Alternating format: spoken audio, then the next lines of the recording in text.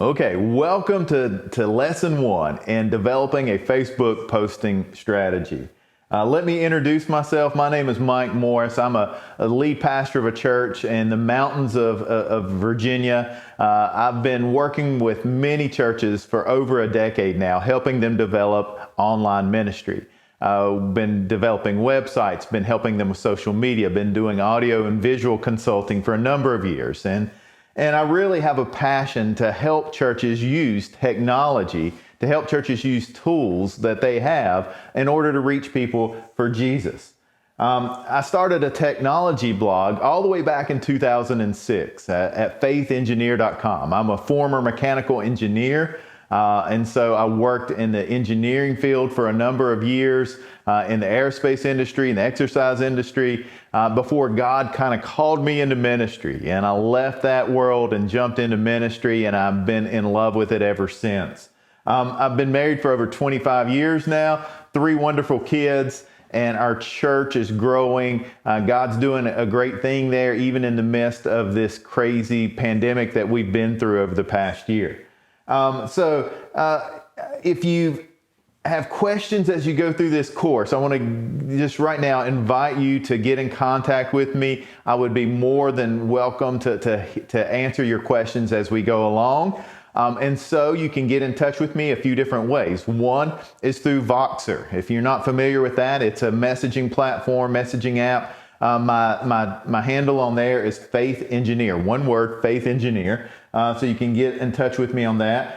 You can message me on Facebook, Mike Morris on that. But again, if you just do facebook.com/Faith Engineer, you will find me. That's how you can find me there as well. My email, you can email me at mike@onlineministrymadesimple.com.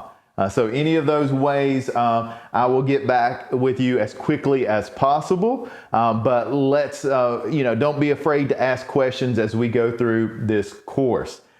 What I hear from churches over and over again is how can I reach people? How can we reach people for Christ? How can we use the current technology? And some churches are absolutely killing it, and some churches are just trying to keep their head above water. And I know with this past year, we had to deal with COVID-19 and the pandemic, and churches had to shut down in-person meetings and go online only. And it was a struggle for many. But I think it opened up many churches, it opened them up to the possibility of going deeper and using social media to reach more people. You see, there's a huge harvest field that's ready for us to reach. There are people out there that need Jesus, and they're on social media.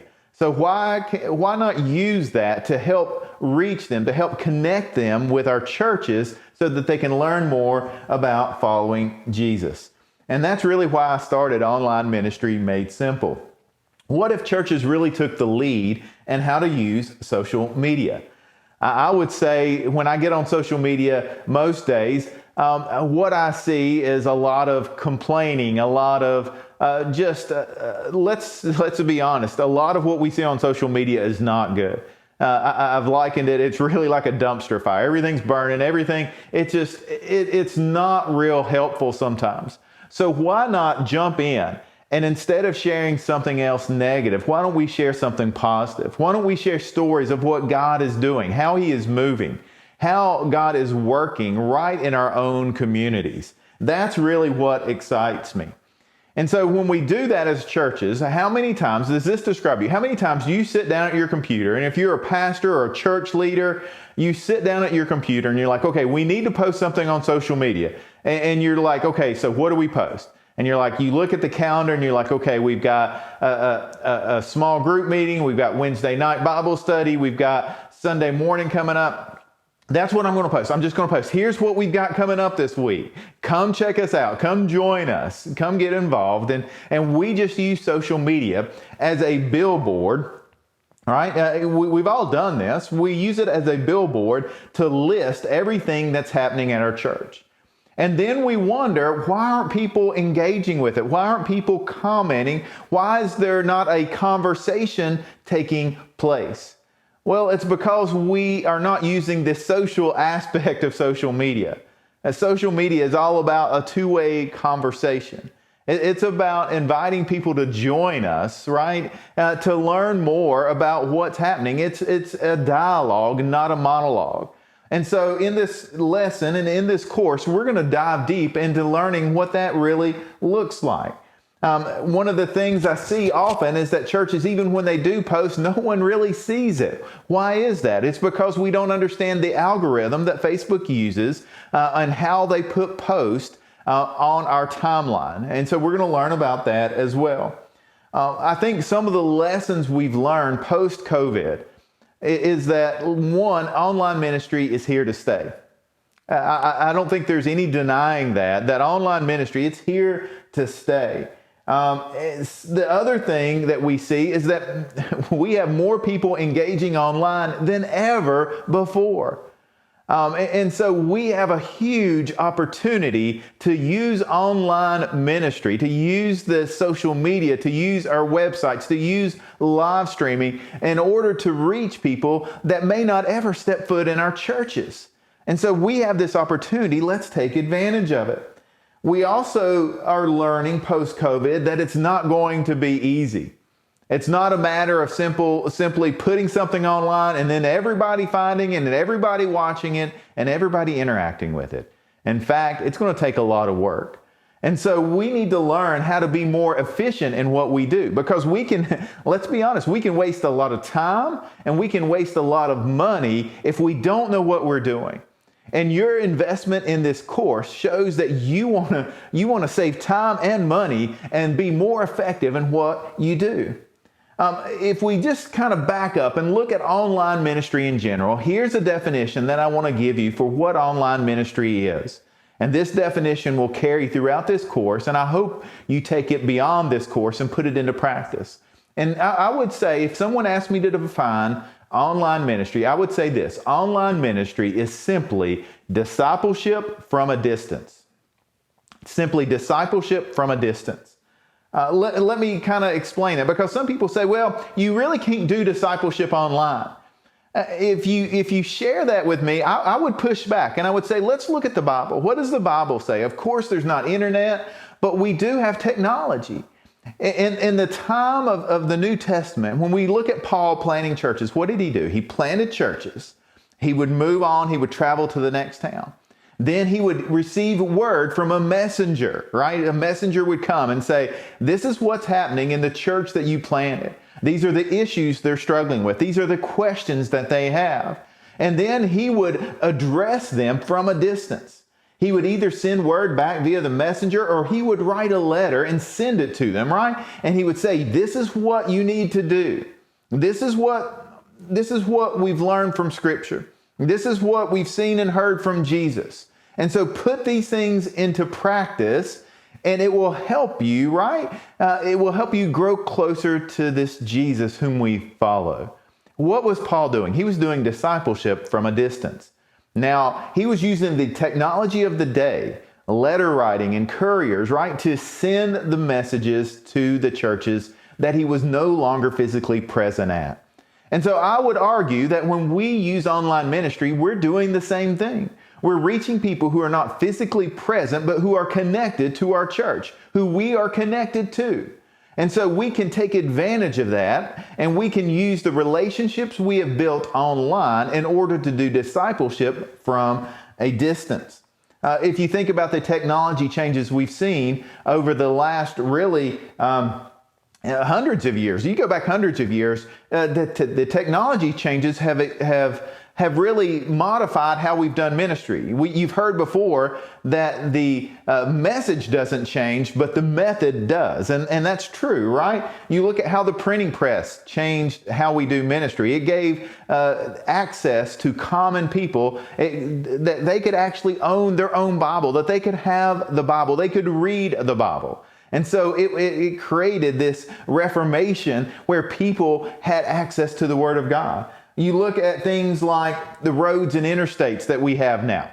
It meant that instead of just a small neighborhood church, you could travel and you could be connected to churches that weren't just in your own neighborhood. Instead of being limited to just a few miles, now you were limited to a bigger radius. where you could reach more people. You think about TV and radio and how that's been used over the last 50 to 60 years. And it's just exploded, right? The opportunities we've had now for churches to be involved in radio and TV ministry. Now, the next step is simply online ministry.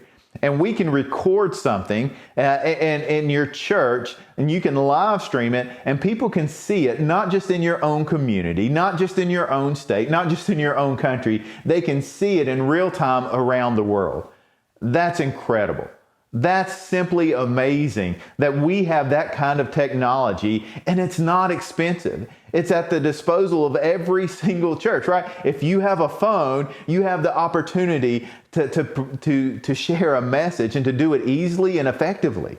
And so that's exciting to see that we have that kind of opportunity.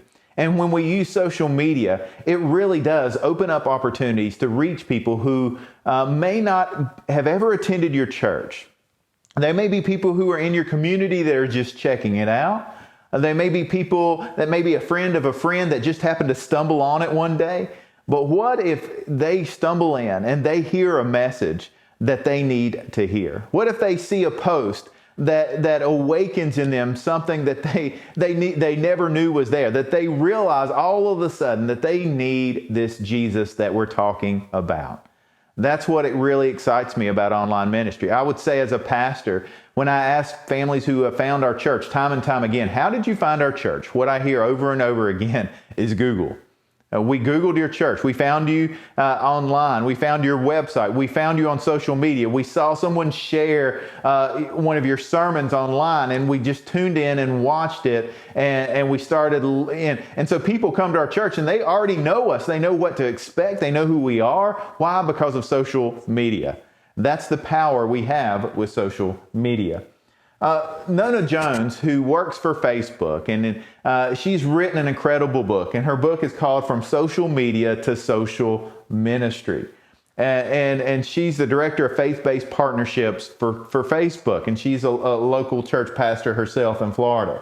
And she says this in that book. She says, while a social media plan primarily focuses on sharing content to get likes, comments, and shares, a social media strategy focuses on building relationships and facilitating connections between and among people so that discipleship can happen.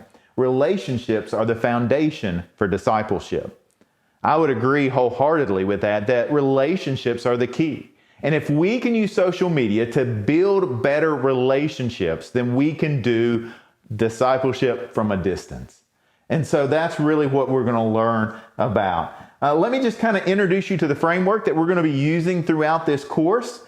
Here is our strategy. Here is what we're excited about to teach you in this course.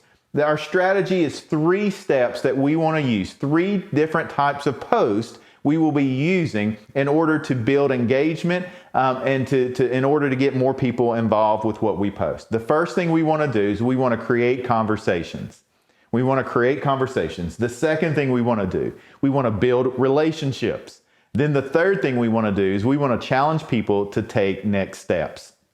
Those 3 things are going to work together. And you can even think about them as a kind of stepping stones from one to the next.